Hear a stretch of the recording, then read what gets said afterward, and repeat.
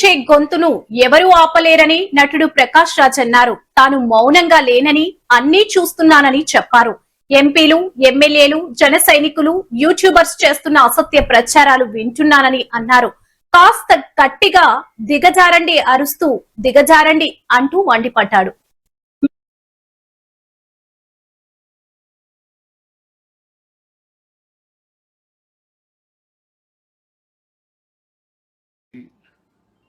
నేను మౌనంగా లేదు, అన్నీ చూస్తున్నా.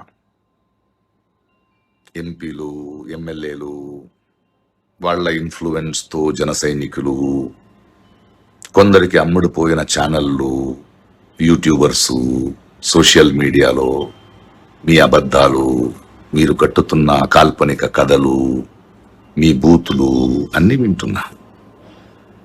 మీ అందరికీ నా సమాధానం ఇంతే: దిగజారండి, దిగజారండి, దిగజారుతూనే ఉండండి. ఇది మీ దిగజారుడుతనానికి ఆరంభం మాత్రమే.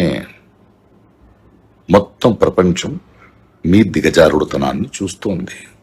సో దిగజారడం సామర్థ్యం పైన మీకున్న నమ్మకాన్ని మాత్రం దిగజారనివ్వకండి. కాస్త గట్టిగా దిగజారండి, అరుస్తూ దిగజారండి, 4 వైపుల నుండి దిగజారండి, సిగ్గు లేకుండా దిగజారండి. దిగజారడంలో మీకు మీరే సాటి అనే గర్వంతో దిగజారండి. మీరెంత అరిచినా, ఎన్ని కథలు చెప్పినా అలాంటి ప్రశ్నించే గొంతుని ఆపలేరు. సో కానివ్వండి, మీ పని మీద మీరు ఉండండి.